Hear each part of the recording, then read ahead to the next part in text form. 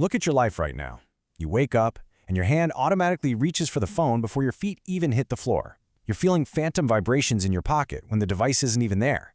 Before you even know what day it is, your thumb is swiping. Apps open mindlessly. It's muscle memory, not conscious intent. Just like that, another day is hijacked.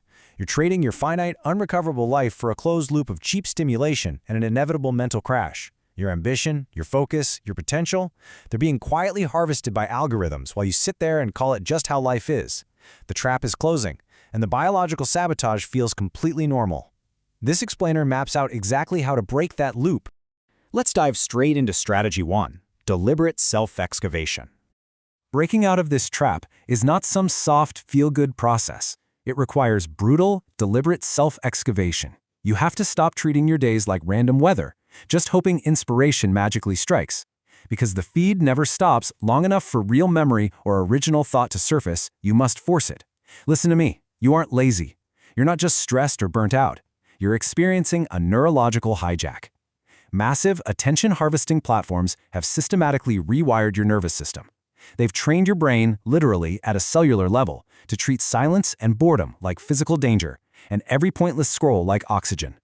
You are being biologically sabotaged by systems mathematically designed to cancel your future. To survive this, you have to dig brutally into your earliest clear memories of fascination. I'm talking about the subjects and objects that lit you up before opinions and algorithms completely took over. Think about Marie Curie staring at laboratory instruments at just 4 years old. That wasn't random childhood curiosity. That was a visceral pull locking into place. It was a tangible reality, an authentic mechanism of the physical world that demanded her attention. Why laboratory instruments? Because they represented truth, discovery, and a challenge that absolutely could not be swiped away. It formed the raw material of a relentless internal compass. Without this compass, you stay completely lost in the endless scroll. But with it, you possess an unbreakable filter for every single decision you make and every hour you spend online. Steve Jobs didn't change the world by waiting around for a dopamine hit. He stared through a store window at electronics that were just alive with possibility. Those moments were the first clear, undeniable signals of direction. Both Marie Curie and Steve Jobs leveraged this internal compass to embrace the hard, agonizing climb of competence. They outright refused to succumb to a closed loop of cheap stimulation. When you find your equivalent of those laboratory instruments, or that store window, you create a psychological anchor. It becomes this absolute standard of fascination that exposes the digital feed for what it actually is, a totally hollow imitation of real pursuit. Every single night, you face this daily contrast. On one side, a young man spends 3 hours refreshing short videos. He consumes thousands of disjointed ideas, achieving absolutely nothing. He ends the night completely empty, physically feeling a void in his chest, his attention fractured into useless pieces. On the other side, a young man spends 3 hours rebuilding a childhood fascination with circuits. He fights through confusion, literally burns his fingers on a soldering iron, and forces his mind to focus. He ends the night with a working circuit and a sharper, undeniable sense of who he's becoming. You need to weaponize this contrast in your own life. The difference in personal power here isn't genetic talent, it's a compass recovered from memory and put to work. Which brings us to Strategy 2, embracing fierce resistance. Most people unconsciously arrange their entire lives to avoid friction. Easier feeds, softer criticism, lower stakes. You must reverse this on purpose. You have to demand of yourself that resistance, tedium, and pain become your mandatory training ground. They aren't signals to escape back to the infinite scroll. They are the weights in the gym of your mind. Picture this. One man feels the very first wave of boredom while learning to code, experiences physiological discomfort, and immediately switches to a video essay about coding. He collects the feeling of progress without gaining a single ounce of actual skill. The other man, he endures 45 minutes of deliberate practice, even though his rewired brain physically screams for the easier feed. He sweats through the cognitive load, and he collects the skill. Managed intellectual friction hardens your purpose, and it physically pulls your brain away from that variable reward schedule. Moving on to Strategy 3, manufacturing tight deadlines. The scrolling mind absolutely thrives on open-endedness. A vague, someday project expands infinitely to feed your aimless drifting. It fills every available hour, morphs into endless planning, and still never finishes. Open-endedness kills ambition because it completely removes the immediate consequence of inaction. Day one with a vague intention quietly bleeds into an entire year of an open-ended, unfinished project. But day one with immediate, aggressive action leads to day 30, the non-negotiable completion of a project. To kill aimless time, you must force intensity.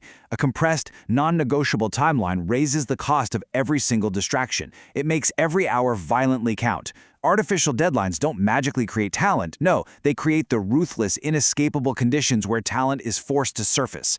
If no external deadline exists in your life right now, you manufacture one, and you treat it like absolute, unforgiving law. And that leads to strategy 4, converting doubt into fuel. Once you choose a calling and enforce a deadline, the voices of others, your own internal boredom, and inevitable setbacks will all try to drag you back into aimlessness. Do not let them. You have to treat these setbacks and external noise as necessary toughening agents, not a verdict to quit. Doubt simply tests your commitment. Failure supplies the exact data you need to dominate. Look at it this way. After receiving harsh feedback, one man hides in the scroll for 3 days of recovery. He protects his feelings, nursing his ego with digital validation. The other man receives the exact same devastating feedback, clinically extracts the useful data, and returns to work that exact same afternoon. He protects the work. It is absolutely crucial to protect your work from the open-ended internet if you want to generate unstoppable momentum. You build a fortress around your focus, and you let the noise shatter against the walls. We need to cement this counterconditioning framework into your mind right now. Deliberate self-excavation to find the compass, embracing resistance to build cognitive callus, artificial deadlines to force execution, and converting doubt into aggressive fuel. This is not some soft self-improvement. You are performing a biological reset. You're executing a neurological counterinsurgency on a brain trained by billions of dollars of tech infrastructure to treat long-term effort like starvation. You have to understand that boredom is no longer your enemy. Boredom is the reset button you must hold down until your abandoned future self returns. You sit in the silence until the urge to swipe completely burns out, leaving only the urge to build. Now, let's look at the 3 dangerous paths. The stakes here are not abstract. Your future is now violently splitting into 3 distinct, permanent outcomes. As you withdraw from the feed, these platforms are going to increase the intensity of their notifications to pull you back. The old identity built around constant availability begins to die. And it's at this exact moment of maximum discomfort that your destiny locks in. Path 1, you endure the counterconditioning, and power quietly shifts to you. You begin to shape outcomes and command reality.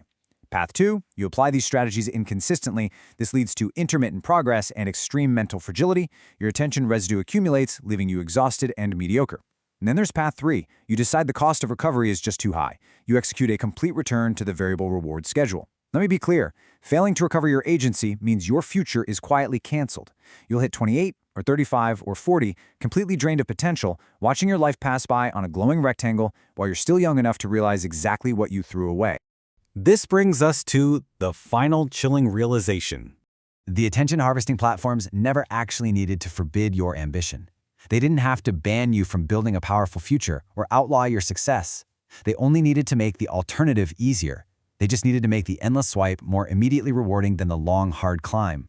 A brain trained to seek will continue seeking until something stronger violently reclaims it. And that something stronger is the deliberate reconstruction of your own purpose. One path produces a person who commands power, bends algorithms to their will, and shapes reality. The other produces a person shaped completely by the next notification, a passive consumer until the very bitter end. So, I want you to be entirely honest with yourself right now. Look at your daily habits. Look at your focus. Which of these paths do you think you are already walking?